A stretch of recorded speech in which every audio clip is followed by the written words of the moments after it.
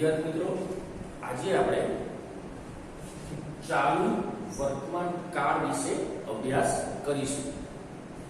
ચાલુ વર્તમાન કાળ માટે સમજવા માટે ચાલુ વર્તમાન કાળનો મતલબ જો કોઈ ક્રિયા ચાલુ દર્શાવવા માટે તો ઇંગ્લિશમાં એ ચાલુ વર્તમાન કાળ તરીકે ઓળખવામાં આવે છે. હવે એના વિશે આપણે વધારે અભ્યાસ કરીએ.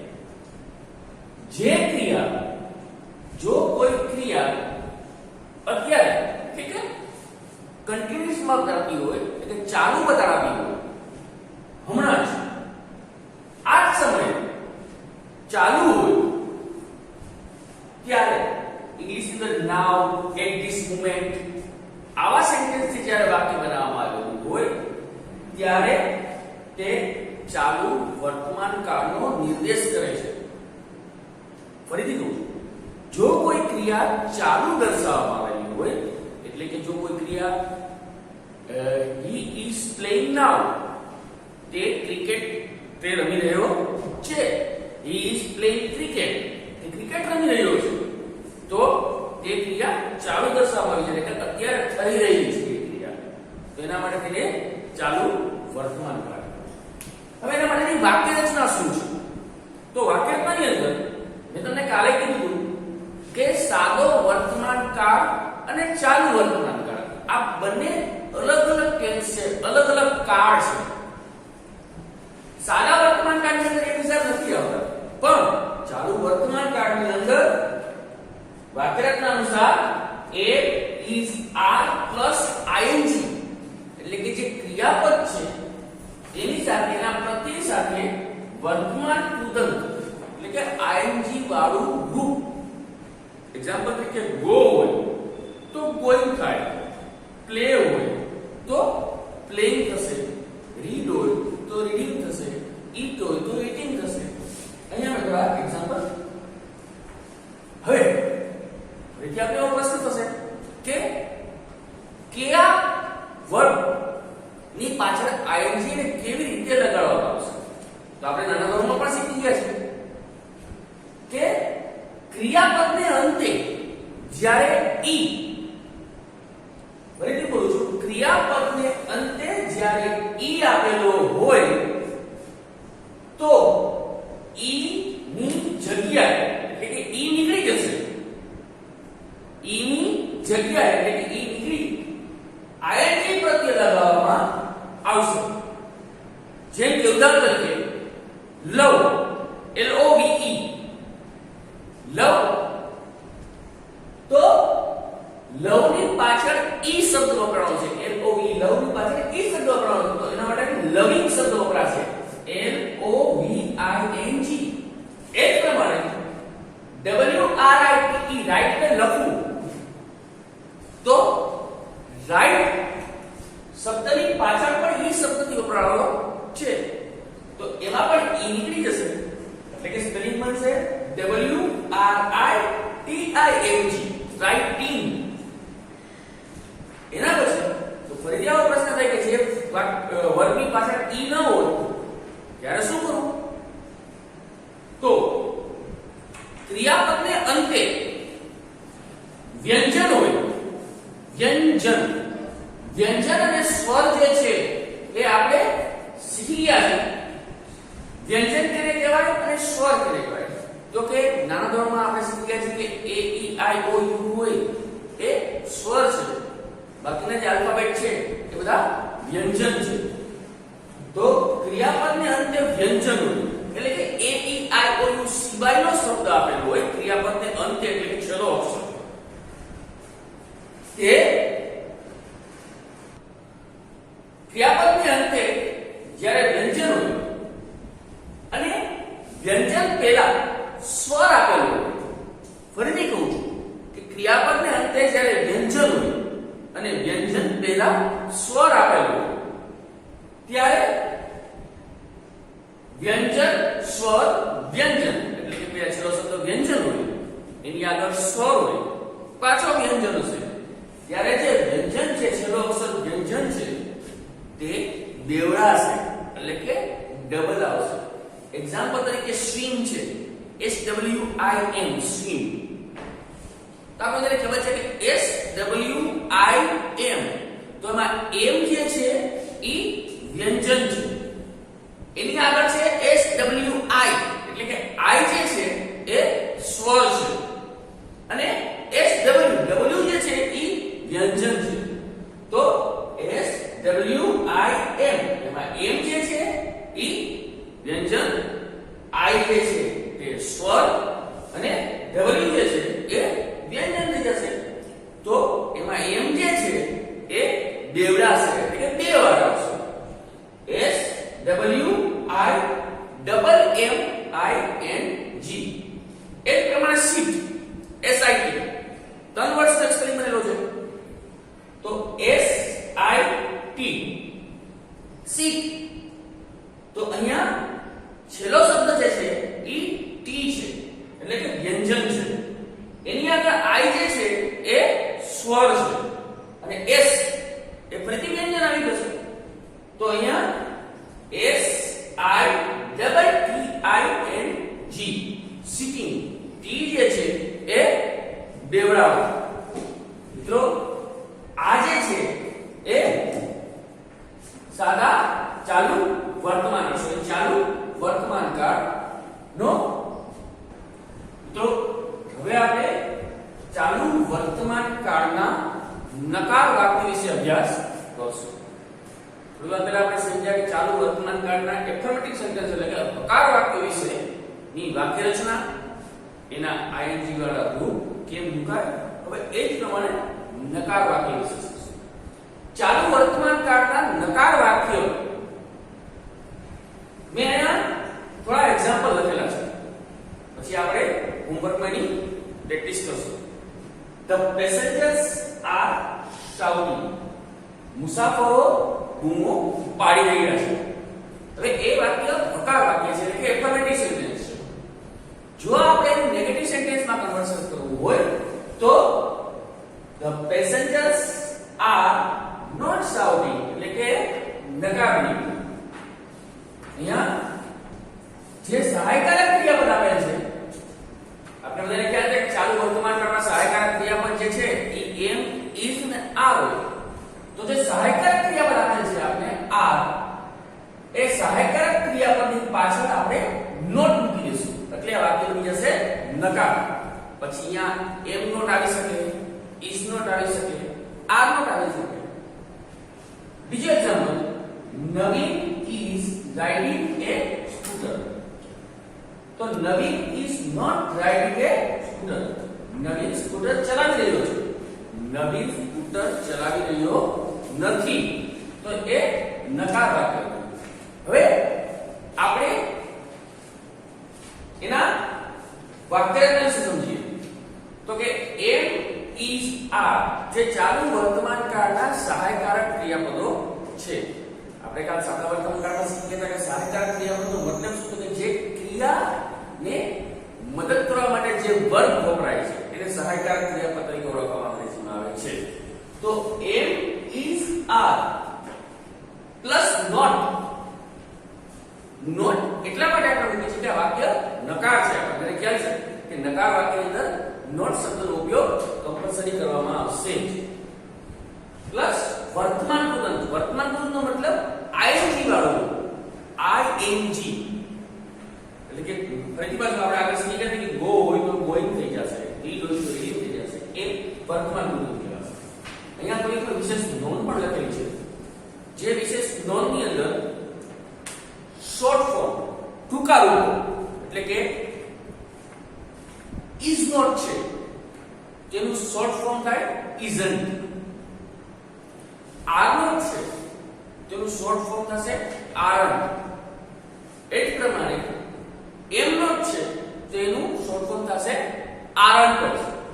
અહીંયા ખાસ ધ્યાન રાખજો કે are not અને am not આ બંને ના શોર્ટ ફોર્મ aren't જ થશે.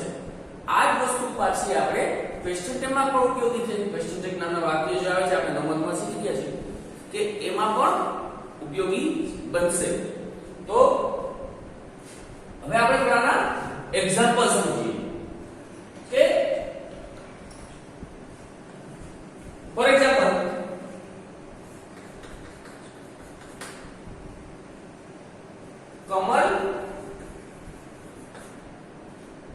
is playing cricket. તો આ વાક્યનું આપણે નેગેટિવ બનાવવું છે એટલે કે નકાર વાક્ય બનાવવું છે. તો મિત્રો તમને બધાને હવે ખ્યાલ આવી ગયો હશે. આપણે આ વાક્ય એક્ઝામ્પલમાં જોયું તો પેસેન્જર્સ આર નોટ શાઉટિંગ, તો આપણે અહીંયા passengers are shouting, તો આપણે અહીંયા passengers are not shouting કર્યું. એ પ્રમાણે નવીન is riding a scooter, તો Naveen is not riding a scooter. તો મિત્રો આની અંદર આપણે કમલ is playing cricket, તો આમાં સહાયકારક ક્રિયાપદ તરીકે કોણ આપેલું છે? is. તો આપણે આ વાક્ય રચના અનુસાર સહાયકારક ક્રિયાપદ પ્લસ નોટ આવશે, એટલે કે સહાયકારક ક્રિયાપદની સાથે આપણે નોટ શબ્દનો ઉપયોગ કરશું. તો અહીંયા is જે છે એ સહાયકારક ક્રિયાપદ છે, તો આપણે એની સાથે નોટ મૂકશું અને આપણે એનું નેગેટિવ સેન્ટેન્સ કરશું. તો Kamal is not playing cricket. એક પ્રમાણે બીજું એક્ઝામ્પલ લઈ લઈએ આપણે કે I am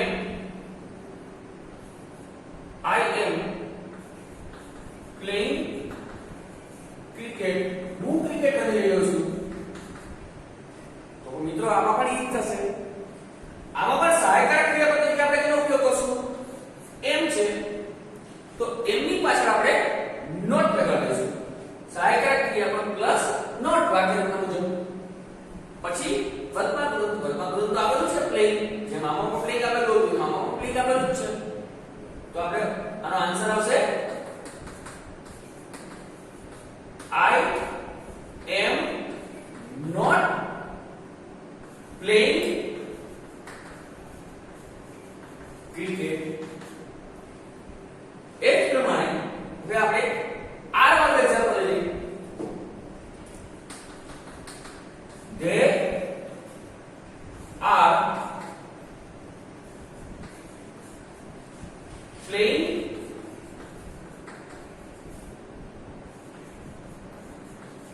cricket. તો મિત્રો આમાં સહાયકારક ક્રિયાપદ તરીકે કોણ આપેલું છે? આર. તો આપણે આર ની પાછળ નોટ ઉમેરશું. તો આનો આન્સર આવશે they are not playing cricket. તો તમને ખ્યાલ આવી ગયો હશે કે ચાલુ વર્તમાન કાળના નકાર વાક્ય બનાવવા માટે આપણે am is are સહાયકારક ક્રિયાપદ જે ચાલુ વર્તમાન કાળના સહાયકારક ક્રિયાપદ છે એ am is are છે, એની પાછળ આપણે નોટ શબ્દનો ઉપયોગ કરી અને વાક્ય બનાવશું. અહીંયા ટૂંકા રૂપ પણ છે. હવે આમાં કમલ is playing cricket, તો મિત્રો આપણે આમાં વિશેષ નોંધની અંદર લખેલું હતું કે is not નું ટૂંકું isn't થાય છે, are not નું ટૂંકું aren't થાય છે, am not નું ટૂંકું પણ aren't થાય. તો આપણે આમાં શોર્ટ ફોર્મનો ઉપયોગ કરીને 1 મિનિટ શીખી. Kamal is not playing cricket છે, તો Kamal isn't playing cricket short form બોલવું હોય તો બોલી શકાય. એ જ પ્રમાણે I am not playing cricket, તો I aren't playing cricket, they aren't playing cricket. આ પ્રમાણે આપણે નકાર વાક્ય કરીશું. મિત્રો હવે આપણે ચાલુ વર્તમાન કાળના પ્રશ્નાર્થ વાક્ય વિશે સમજીએ. ચાલુ વર્તમાન કાળના પ્રશ્નાર્થ વાક્યમાં ની વાક્ય રચના સૌપ્રથમ તો જ્યારે સહાયકારક ક્રિયાપદ શીખી ગયા છે કે સહાયકારક ક્રિયાપદ કેને કહેવાય? તો કે am is અને are ને સહાયકારક ક્રિયાપદ am is કે are ને વાક્યની શરૂઆતમાં એટલે કે કર્તાના પહેલા મૂકીએ. આપણે બધા કહેવાય છે કર્તા કેને કહેવાય? તો કે I, હું, we, you, he, she, it, they આ બધા કર્તા કહેવાય છે. કર્તા એટલે કે કરનારો વ્યક્તિ. તો એની પહેલા આપણે જો સહાયકારક ક્રિયાપદને મૂકી દઈએ તો એ વાક્ય પ્રશ્નાર્થ વાક્ય બની જશે. હવે વાક્ય રચના લખેલી છે કે એમ ઇઝ આર પ્લસ કર્તા પ્લસ આઈએનજી. આઈએનજી એટલે કે વર્તમાન પદનું રૂપ. ગો હોય તો ગોઈંગ, પ્લે હોય તો પ્લેઇંગ. એમ ઇઝ આર આપણે કર્તાની પહેલા સહાયકારક ક્રિયાપદને મૂક્યા, તેથી આપણે પ્રશ્નાર્થ વાક્યમાં ફેરફાર થશે. હવે અહીંયા તેનું એક્ઝામ્પલ લખેલું છે ખાલી the shopkeeper is selling wheat.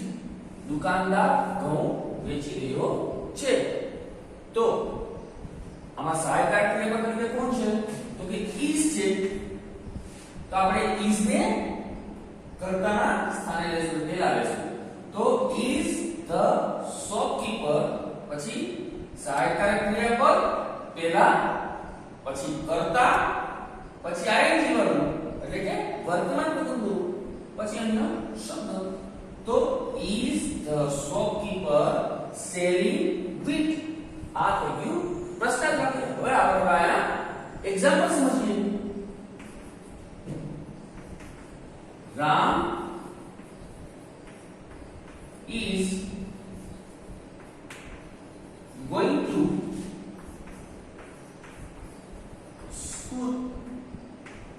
આ વાક્ય વિધાન વાક્ય છે. હવે આપણે આનું પ્રશ્નાર્થ વાક્ય બનાવવું હોય તો આપણે સહાયકારક ક્રિયાપદને ક્યાં લેશું? આગળ લેશું. એટલે કે સહાયકારક ક્રિયાપદ કર્તાની જગ્યાએ આવી જશે. એટલે રામ પહેલા આવી જશે. રામજી કર્તા છે. આ સહાયકારક ક્રિયાપદ છે અને આ વર્તમાન પદ છે એટલે કે આઈએનજી નું રૂપ છે. તો આપણે સહાયકારક ક્રિયાપદને આગળ લેશું. એટલે ઇઝ આવી જશે આગળ. તો આનો આન્સર આવશે is Ram going to school. પાછળ ક્વેશ્ચન માર્ક. અહીંયા મિત્રો એક ધોરણ 10 વાળાને યાદ રાખવા જેવી વસ્તુ એ છે કે જ્યારે આપણે ક્વેશ્ચન વાક્ય બોલતા હોય ઇંગ્લિશમાં, ગુજરાતી આપણી માતૃભાષા છે એટલે આપણે જે વાક્ય ક્વેશ્ચન બોલી છે ને એમાં આપણે આપણો ભાવાર્થ રાખીએ. પણ ઇંગ્લિશમાં જે આપણે ક્વેશ્ચન બોલીએ ત્યારે આપણે આવી રીતે બોલીએ છીએ કે is the passenger selling wheat. તો એ વાક્ય ખરેખર ગ્રામેટિકલ દ્રષ્ટિએ ખોટું છે. બોલવાની મેથડ પર પ્રશ્નાર્થ વાક્યની જેમ આપણે ગુજરાતીમાં ક્વેશ્ચન માર્ક બોલતા હોય ઇંગ્લિશમાં પણ એવી પ્રમાણે બોલવું જોઈએ. તો થોડી એની પ્રેક્ટિસ કરજો. બીજું એક એક્ઝામ્પલ લઈએ આપણે કે કાજલ એન્ડ મીના are playing. તો કાજલ અને મીના જે છે એ કર્તા છે. આ જે છે એ સહાયકારક ક્રિયાપદ આપેલ છે અને પ્લેઇંગ જે છે એ વર્તમાન પદ છે એટલે કે આઈએનજી વાળું રૂપ છે. તો આર આપણે ક્યાં લેશું? કર્તાના સ્થાને એટલે કે આગળ લેશું. Are Kajal and Meena playing. પાછળ ક્વેશ્ચન માર્ક. આ થયા પ્રશ્નાર્થ. હવે મિત્રો આપણે આજે 3 વાક્ય શીખ્યા. એક વિધાન ચાલુ વર્તમાન કાળના, એક પ્રશ્નાર્થ અને એક નકાર વાક્ય શીખ્યા. હવે આપણે આનું રિવિઝન કરશું. ત્રણેય સેન્ટેન્સ પ્રશ્નાર્થ વાક્યનું, વિધાન વાક્યનું અને નકાર વાક્યનું. તો આપણે હવે એના વિશે swimming in the Vinay is swimming in the lake. Vinay તળાવમાં તરી રહ્યો છે. આપણે એનો પ્રશ્ન લખ્યો તો આપણે ખ્યાલ છે આમાં ઇઝ છે એ સહાયકારક ક્રિયાપદ આપેલો છે. તો આપણે પ્રશ્નાર્થ વાક્ય બનાવવા માટે ઇઝ ને ક્યાં લેશું? આગળ. એના પછી કર્તા, એના પછી વર્તમાન પદ. આ આવશે is Vinay swimming in the lake. તળાવમાં તરી રહ્યો છે. He is singing a song. He is singing a song. તો આપણે ખ્યાલ છે કે આમાં is જે છે એ સહાયકારક ક્રિયાપદ છે. તો આપણે is ને આગળ લેશું. Is he singing a song? મિત્રો આ થયા પ્રશ્નાર્થ વાક્ય. હવે આપણે કરશું આ જ વાક્યના નકાર વાક્ય બનાવવાની ટ્રાય કરીએ.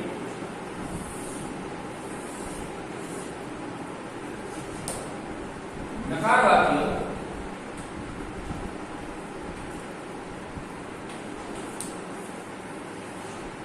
પેલું વાક્ય છે I am reading a book.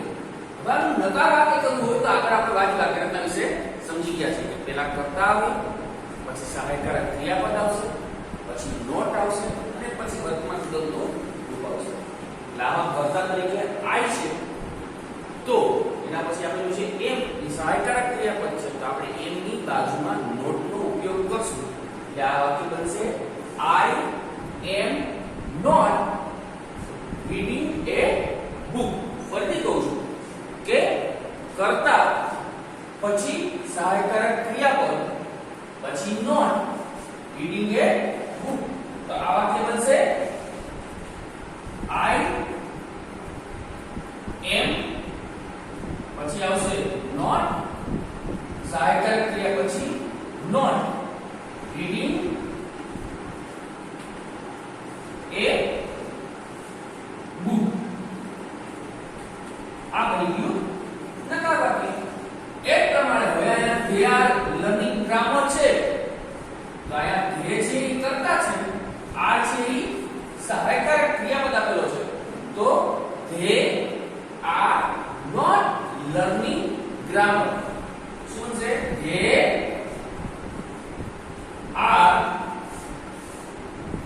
not learning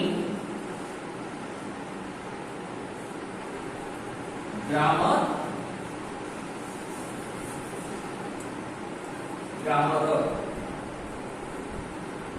એક પ્રમાણે I am reading a novel. તો આમાં એમ જે છે એ સહાયકારક ક્રિયાપદ આપેલું છે તો આપણે એમની પાછળ આપણે નોટ લગાડશું. એટલે કે I am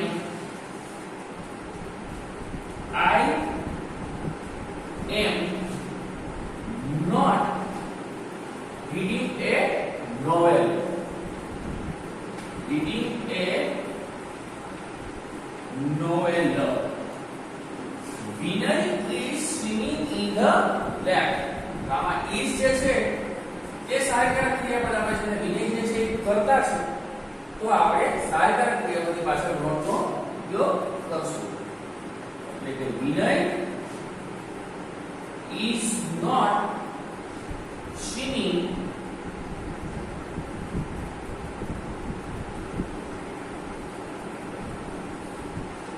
in the lake. He is singing a song. તો આમાં is જે છે એ સહાયકારક ક્રિયાપદ છે, he છે એ કર્તા છે તો આપણે is પછી નોટને મૂકશું. એટલે કે he is not singing a song. મિત્રો આ વિધાન, પ્રશ્નાર્થ અને નકાર વાક્ય વિશે આપણે અભ્યાસ કરી ગયા. હવે હોમવર્કમાં આની આપણે આ વાક્યની પ્રેક્ટિસ કરવાની રહેશે.